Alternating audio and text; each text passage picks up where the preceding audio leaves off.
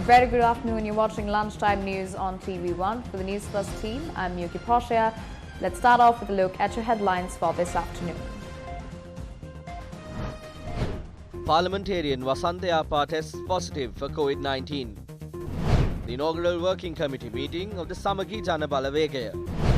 Minister Bandula says the price of rice will remain stable for 3 years. England holds the upper hand against Sri Lanka at the second test.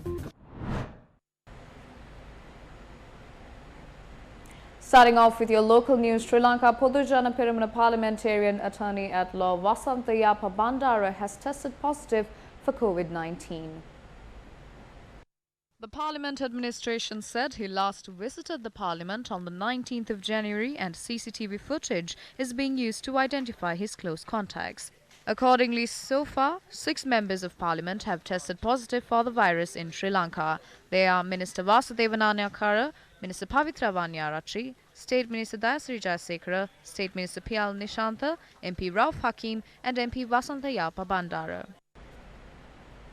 Moving on, schools in the Western Province reopened today for students sitting for the ordinary level examination with priority to the health guidelines and regulations imposed. 1,576 schools in 11 education zones in the Western Province, 885 schools were reopened today for students sitting for the ordinary level examination this year.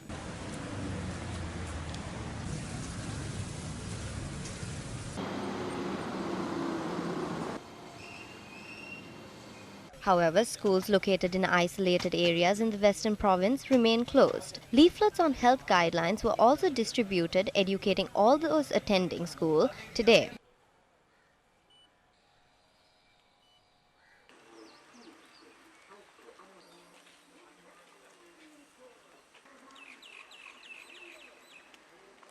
A ceremony for schools reopening in the Western Province was held at Royal College, Colombo this morning.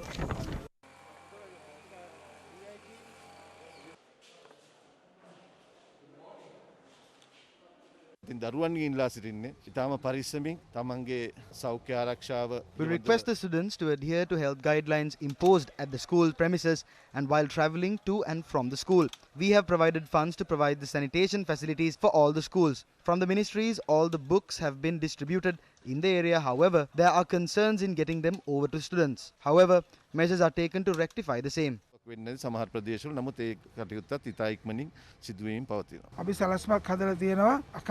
made plans to disinfect the school premises continuously. The students do not have to be concerned and we request students to attend school. We are committed to provide the strength to our future generation as teachers and principals. We have to adopt a rotation policy in order to bring all the students. Meanwhile, State Minister Dilum Amunugama said that the students have been provided with the necessary transport via Sisuseria buses as and when required. According to the police, all police stations in the Western Province are coordinating the operation. The students who will be sitting for the ordinary level examination in Kalutara and Gampaha districts arrive at schools today. Meanwhile, several other areas of the island have been placed under isolation since 6 this morning. The National Operations Centre for Prevention of COVID-19 has announced the isolation of Malkonia village in Bolana South Gramanilladari Division number 140 of Ambalantara Divisional Secretariat in Hambantara District. Palliyakotu and Galhina Gramanilladari divisions were also isolated. In addition to this, 6 areas of the Kalmune North Gramanilladari Division and 4 areas in the Kalmune South Gramanilladari Division were removed from isolation from 6 this morning. Meanwhile, Minister Bandula Gunawardena says the price of rice will not be increased for the next 3 years. මේ පෙබරවාරි මාසයේ ඉඳන් අවුරුදු 3ක් යනකම් ලංකාවේ නාඩු හා සම්බ සහල් මිල රුපියල් 100ට වඩා සතයක්වත් වැඩි වෙන්නේ නැති වෙන්න පවත්වාගෙන යාමේ වගකීම ඉට්ටක. We will fulfill our responsibility to maintain the prices of Nadu and Samba rice in Sri Lanka without increasing it by more than 100 rupees for the next 3 years from this February. I would like to remind you all that President Gotabaya stands on behalf of hundreds of farmers and not for the racketeers. I will reach an agreement with the distributors, producers and importers. It will focus on price consistency of essential goods like rice flour, sugar, dal, peas, canned fish tins and sprats from the 1st of February to July. But if the government suddenly imposes a tax on goods, that price will change. If the exchange rate changes drastically, the imports will change. If that change doesn't happen, we will be able to maintain that price. Satos and cooperatives will make a combined purchase. We will take the responsibility to sell the goods lower than the current price in the market from February. පෙබරවාරි මාසයේ ඉඳන් එකම මිලකට වෙළඳ පොලේ පවතින මිලට වඩා අඩු මිලට භාණ්ඩ ටික සම්පකාරයට ලබා දීමේ වගකීම අපි ඉෂ්ට කරනවා. Moving on, the International Red Cross and Red Crescent movement celebrated the entry into the force of the Treaty on the Prohibition of Nuclear Law. It was adopted on the 7th of July 2017, opened for signature on the 20th of September 2017 and entered into force on the 22nd of January this year. The Treaty on the Prohibition of Nuclear Weapons, or the Nuclear Weapon Ban Treaty, is the first legally binding international agreement to comprehensively prohibit nuclear weapons, with the ultimate goal being their total elimination. The treaty explicitly and unequivocally prohibits the use, threat of use, development, production, testing and stockpiling of nuclear weapons, and it obliges all state parties to not assist, encourage or induce anyone in any way to engage in any activity prohibited by the treaty. The treaty obliges states to provide assistance, including medical care, rehabilitation and psychological support to victims under their jurisdiction without discrimination and ensure their socio-economic inclusion. It also requires states to clear areas contaminated by nuclear use or testing.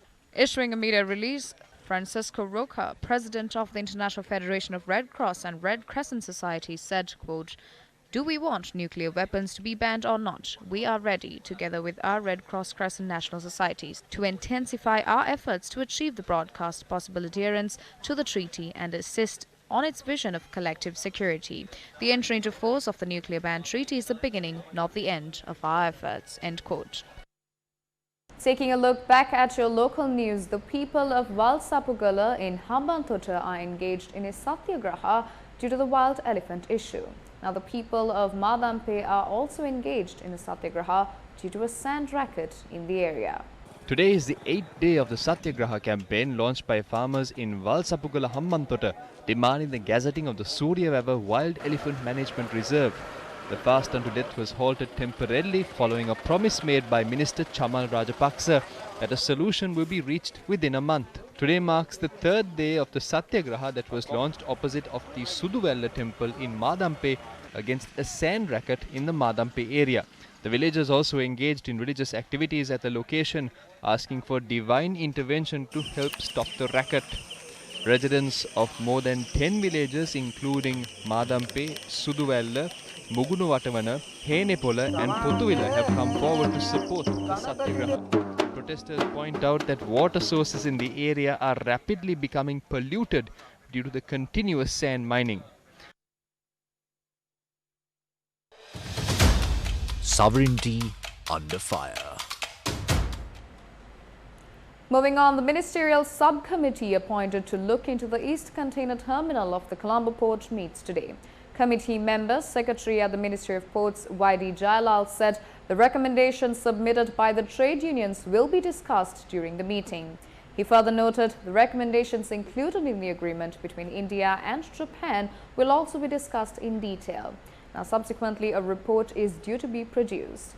Now, the subcommittee appointed by the Ministry of Ports to come to a solution on the issues raised on the sale of the East Container Terminal at the Colombo Port consists of 7 members. The following are the views expressed regarding the East Container Terminal. The President has appointed a committee to look why the sale of the East Container Terminal at the Colombo Port is being opposed by the Mahasangha and the whole country. We will not make a decision that is harmful to the country, much to the opposition of the country. We look at this from a business perspective. Do we have the possibility to develop by investing, or are we involving someone? As a government, the decision that we will make will be people-friendly. Sovereignty under fire. Why is India trying to provide vaccines for COVID-19? Or based on the agreement with the government? Is the Adani Group providing a bribe? Why are you selling our assets? Why can't you protect the resources of our country?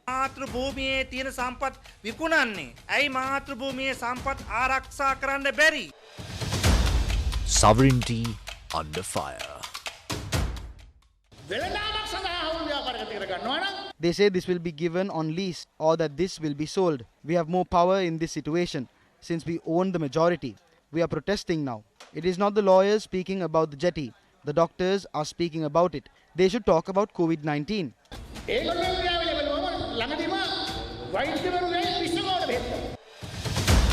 Sovereignty under fire. After bringing in the 20th Amendment, what are they talking about now? They are talking about an MOU.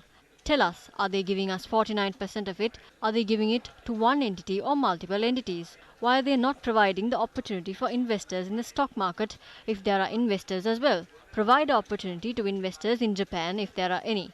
Don't give the power to one country and confirm power.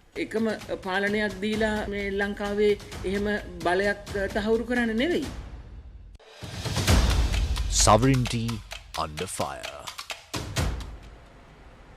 Meanwhile, the meeting for the working committee of the Samagi Janabalavega is currently underway. The meeting is held at the party headquarters in Athulkote.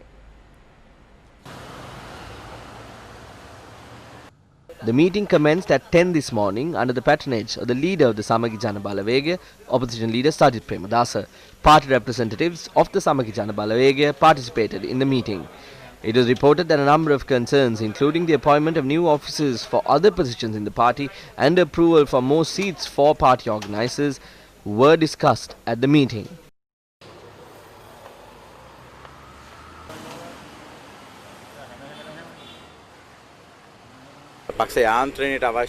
We presented appointment letters to all those who are needed for the operations of the party. Under the leader of our party, this is a beginning of the journey where all stakeholders of the party from all levels will have the opportunity to get in touch with the leadership.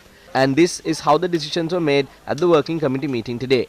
දේශපාලන ගමනක ආරම්භය විදියට තමයි අද දින පක්ෂයේ තීන්දුව තීරණ ගත්තේ කෘත්‍යාධිකාරී මණ්ඩලය තුල සියලු දෙනා ගැන හිතලා දක්ෂයාට කැප කරන්නට. The SJB has decided to open its doors for people who can think about the country and the intellectuals who can develop the country. That is our method of moving forward. That is what the country is expecting. The leader of the SJB will be the chairman of the party. Ranjit Madhuma Bandara will be the general secretary. That is our hope. At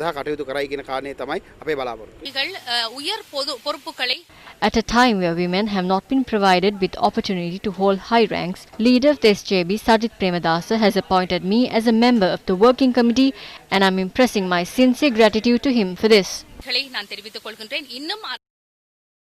And with that, it's a wrap of lunchtime news here on TV1. Take care and good day.